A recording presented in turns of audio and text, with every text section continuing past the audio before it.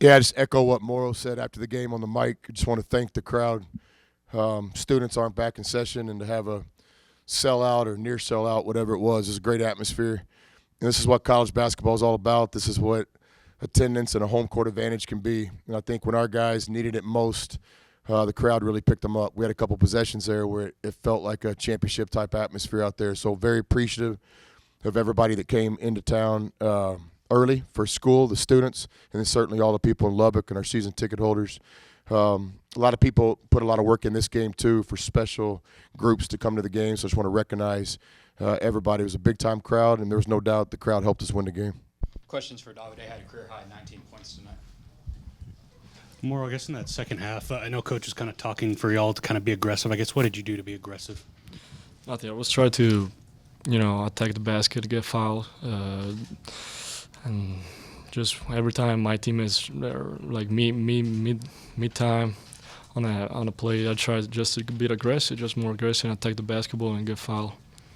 I know kind of your game is kind of based on the point, the kind of pick and roll, but some of those were kind of off the dribble. I guess what was that like for you, just to kind of be able to kind of play that well? Some stats I play good. Like if you see my stat sheet, I play good for a lot of that, but I got way too many turnovers, too many stupid fouls, and those are the things that I gotta clean up. That's the only thing I gotta say. So what do you kind of take away from a game like today? Obviously, you had a career high, but obviously, like you said, you're still having some negatives that you want to improve on. Yeah, sure. That's turnovers, trying to run the team. Tonight I was feeling it, but my teammates need me, and I try to help them out to win the game.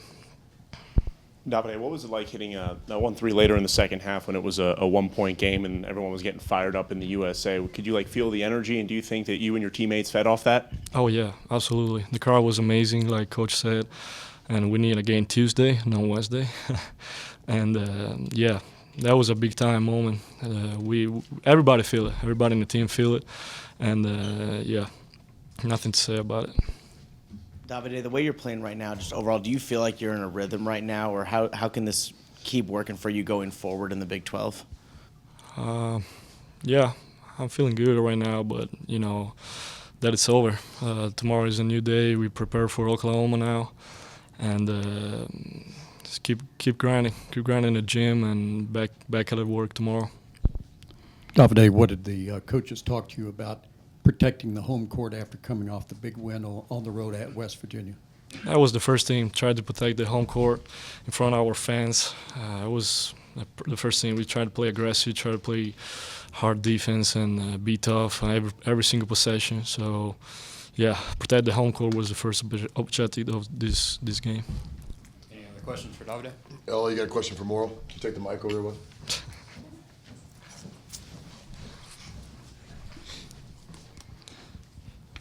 How did you feel after the play of the game when you dove for the loose ball?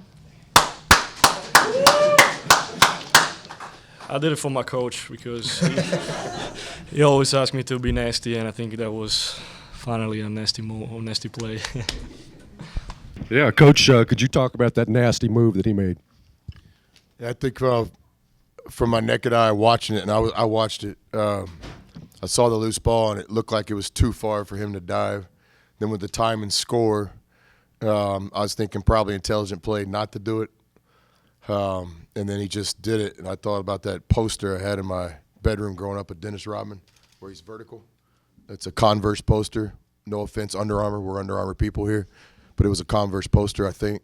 It was a big play. A lot of symbolism in that play too, right? Morrow's come here, and he's just trying to get tougher and used to playing college basketball. It's a different game here than it is in Europe, but I thought it was a big play that symbolized kind of tonight. We needed some grit to beat as normal, as predicted, just tough Kansas State team that wasn't going to go away. And we needed a tough play at that moment, and Morrow delivered. Next question.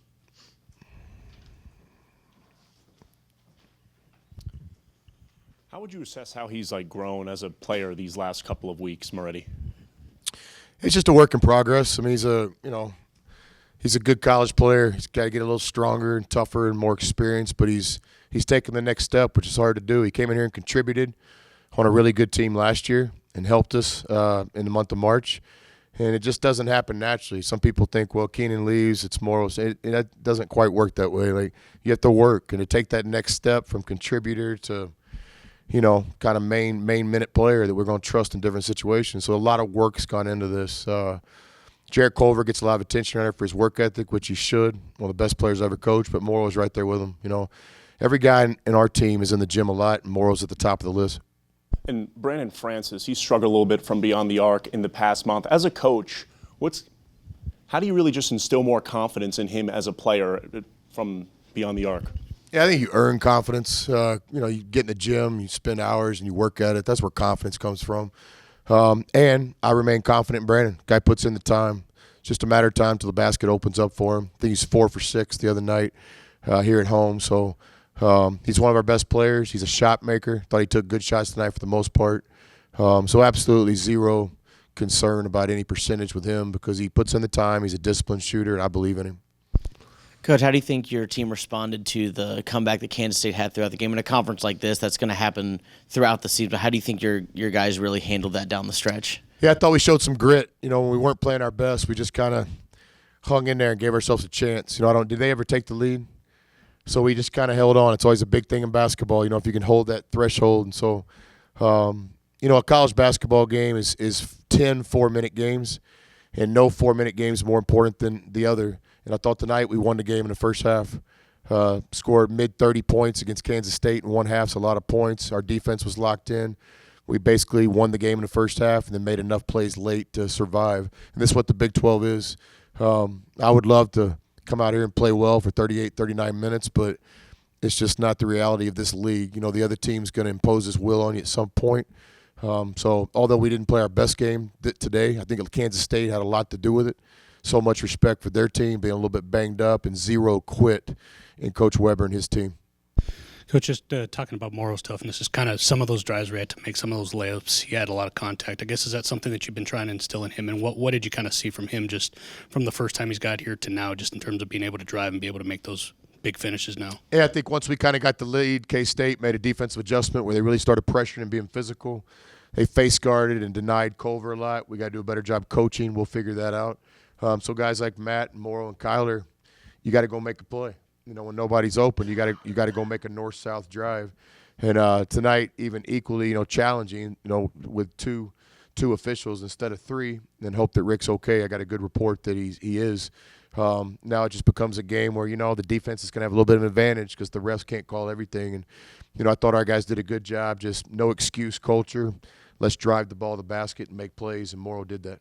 I know everyone's going to kind of look to what he did with his career high, but Tariq Owens with the block and then Morrow with the 3 after that. I guess how big of a sequence was that for y'all just in terms of the momentum swing? Yeah, that's what college basketball is. It's a player's game. You got to make plays. You don't win these games by just stepping back and hoping the other team loses. And so Tariq was aggressive defensively. Morrow had the courage to take big shots tonight. Culver delivered when we needed him most. And so every guy on our team made big plays tonight. We just got to get more consistent, and we've got to figure out a way to quit turning the ball over. Chris, talk about the defense in that first half, which you said won the game for you. They didn't score their first field goal till 9:12 to go in the first half, and didn't even score till 13:31 when they got the free throws. So what defensively were you doing to keep them out of that? And 4 of their 5 starters didn't even score in the first half. Yeah, again, we won the game in the first half. Defensively, we were locked in. We were dialed in. We knew personnel. They got some really good players. We knew who the shooters were and who the drivers were. And I thought when guys started coming off the bench, our defense elevated. That's a big thing. We were fortunate. They missed some shots.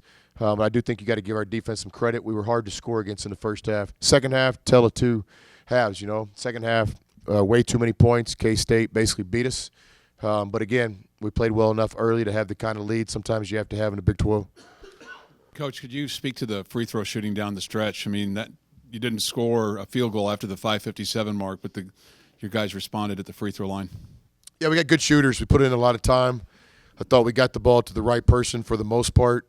Matt made some really good inbounds passes late. We had some guys step up there and hit free throws. Thought our technique was good tonight. I know Matt leaned back on the last one. For the most part, our technique was right. So, you make some, you miss some. But certainly I think you earn the right to make free throws by what you do in your process and your day-to-day habits and how much time you put in.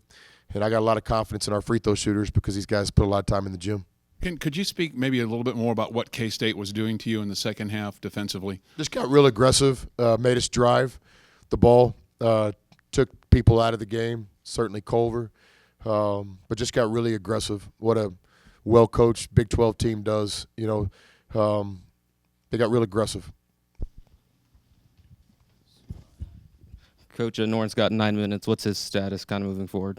It's a team sport. I mean, Norrance is a starter. He's one of our best players. There's no status. I mean, we look for Norrance to have a great game next game. A lot of times, small ball.